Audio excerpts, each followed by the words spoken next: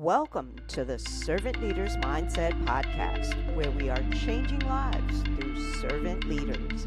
Up next, the Great Resignation of 2021 and 2022 saw over 50 million people leaving their jobs. This trend has evolved into what is known today as the Great Stay or the Big Stay. In this scenario, employees prioritize financial stability over job satisfaction. Hey, everyone. Welcome to the show. As you know, this podcast focuses on how individuals can become more effective leaders by adopting a servant leader's mindset. A couple of years ago, I produced a podcast discussing the 10 qualities or attributes of servant leadership. Today, I'm going to do a solo podcast where I will unpack the traditional model of leadership and talk about how many leaders are reverting back to this model. Most importantly, I'm going to compare and contrast the differences between servant leadership and traditional models. Also, during this episode, I will demonstrate how the many aspects of traditional leadership or the traditional leadership mindset have persisted in the workplace and in the personal lives of modern leaders.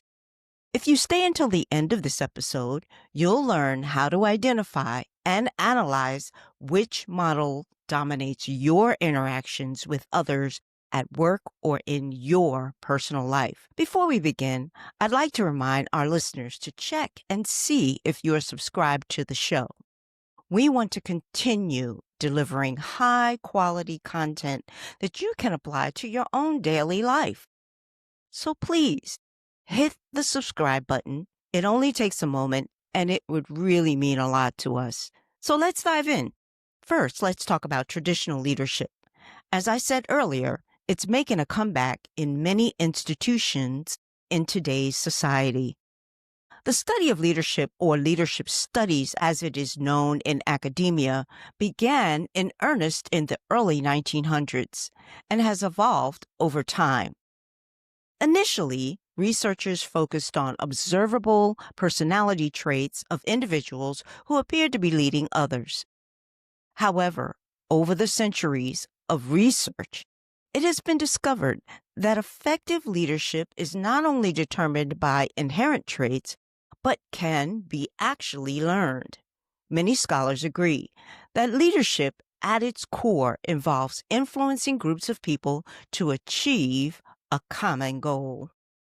Traditional leadership, often considered outdated or old-fashioned, centers around personality traits and perceived leadership abilities. It also encompasses other physical and intangible attributes such as attractiveness, intelligence, physical beauty, extroversion, or charisma.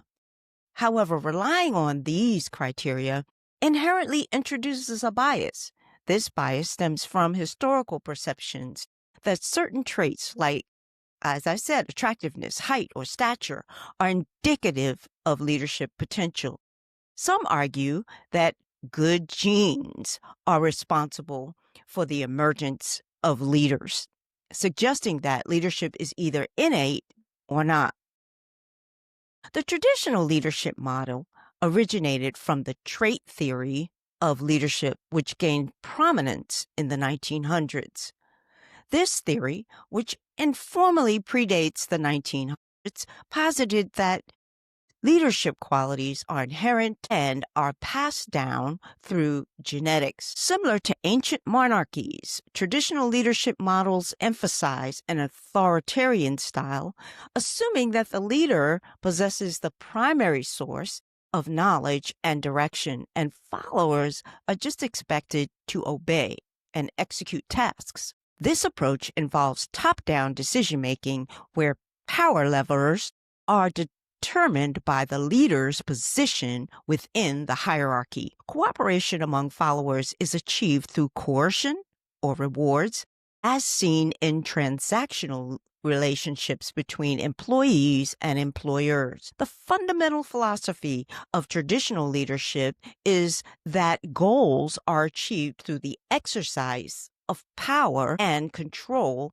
over the followers. The leaders acting alone direct, command, and makes all the important decisions, while the followers are expected to obey. The focus in this style of leadership is on efficiency, often prioritizing the bottom line. This hierarchical structure is often driven by rules and has proven to be efficient, believe it or not, throughout history. It also fosters short-term loyalty and cooperation among subordinates. However, it often collapses in the long term, as exemplified by the French and American revolutions. The reason for this collapse lie in humanity's inherent resistance to government oppression and the fact that God designed human beings to be creative creatures. Hierarchical structures lack space for creativity, with all the creative potential residing in the one leader at the top. Prior to the rise of AI and the COVID-19 pandemic, many employers found themselves at the mercy of employees to maintain job positions. As a result, employers were perceived as more democratic, offering flexible schedules and remote work options. However, this dynamic shifted, according to a report by NBC New York. The Great Resignation of 2021 and 2022 saw over 50 million people leaving their jobs. This trend has evolved into what is known today as the Great Stay or the Big Stay. In this scenario, employees prioritize financial stability over job satisfaction. Consequently, under this environment, employers are prone to be more controlling. Entrepreneur.com and Forbes suggest that concerns about the economy and job security can trap employees in unsatisfactory jobs, potentially leading to mistreatment due to limited alternatives. This situation has led to what Forbes and Entrepreneur.com refer to as quiet firing, meaning some managers may resort to quiet firing, creating an unpleasant work environment to encourage employees to leave voluntarily. This practice is more prevalent in low turnover settings, as companies may feel less compelled to maintain a positive work culture. This exemplifies the concept of leading by reward and punishment, where any perceived disloyalty or failure to adhere to the rules can result in severe consequences. Servant leadership is a stark contrast to traditional leadership. As I've mentioned in previous episodes, the concept of servant leadership was first introduced by the seminal works of Robert Greenleaf. Since Greenleaf's introduction in the late 1970s, there has been a substantial body of scholarship on the topic, including research on the practical application of this leadership model. Servant leadership is not mere theory. It encompasses tangible characteristics that can be measured and practiced in both personal and professional spheres. By contrast, I'm going to unpack the concept of servant leadership. Servant leadership is deeply rooted in the individual's motivation to lead. The primary motivation of the servant leader should be the desire to serve constituents, and the desire to lead naturally stems from his or her commitment to service. Crucially, this leadership model prioritizes the needs and aspirations of followers above and beyond the personal goals of the leader. Nevertheless, the needs and aspirations of followers are not mutually exclusive. This means that the leader also benefits from this exchange, and the servant leader becomes what can be described as the first among equals. In the servant-led organizational setting, the power dynamics between managers and employees are relatively balanced, fostering a collaborative or democratic work environment rather than a hierarchical one.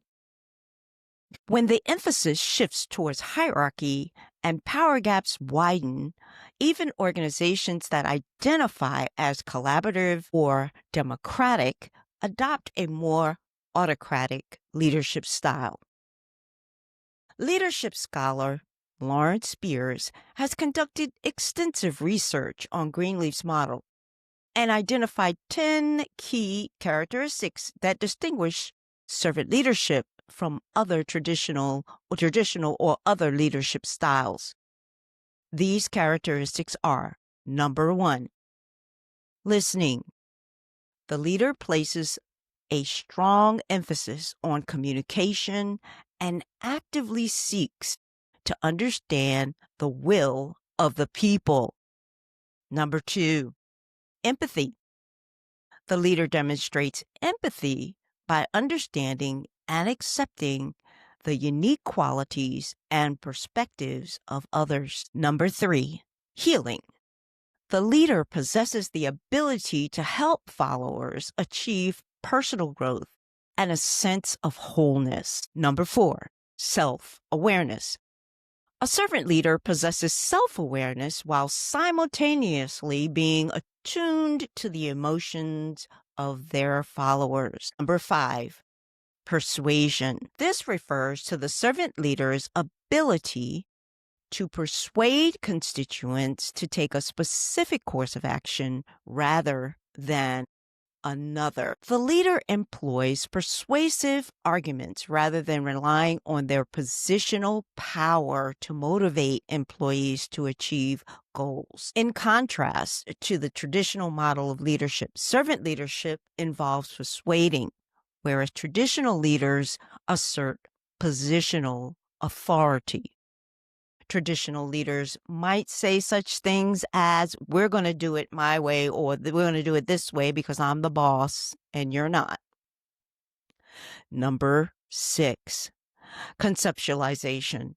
This characteristic of the servant leader involves the leader's ability to think beyond the present day needs and envision the long-term consequences.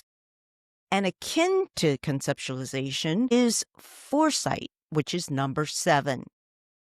Foresight involves anticipating the outcomes of situations and utilizing intuition.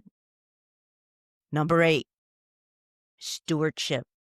Stewardship suggests that the servant leader perceives leadership as a responsibility to hold something in trust and serve the needs of others. Number 9, commitment.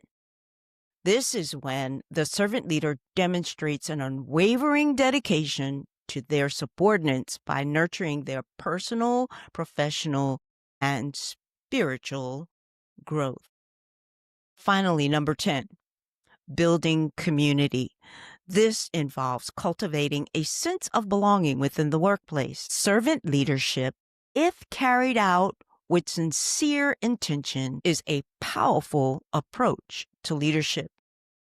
It can inspire trust, loyalty, and engagement among team members in organizations, governments, businesses, and also in citizens of the world.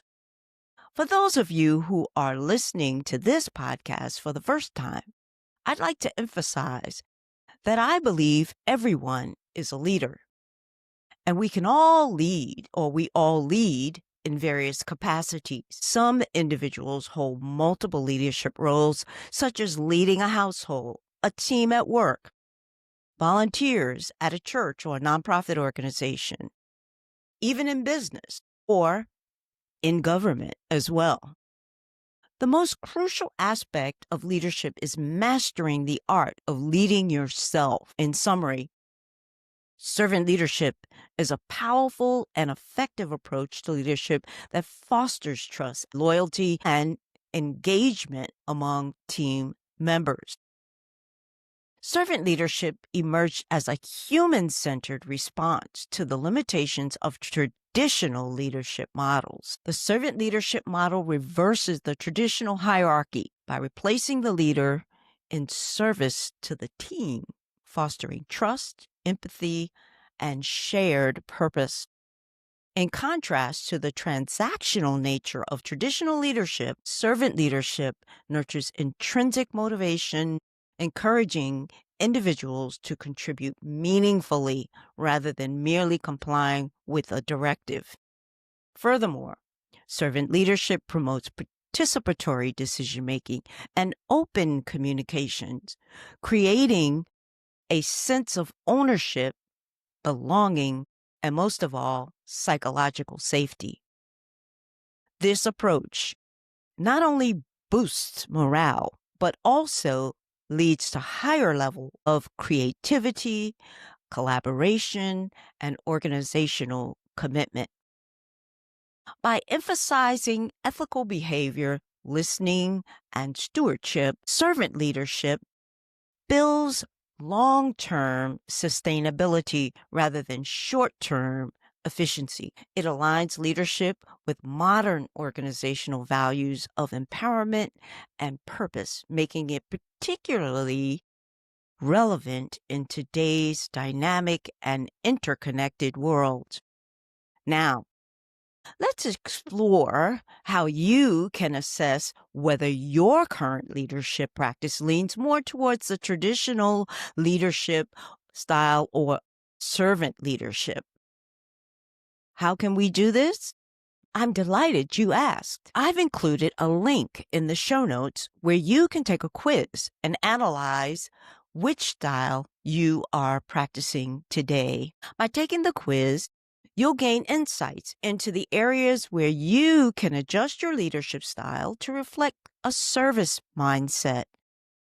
Thank you for listening, and I'll see you next time.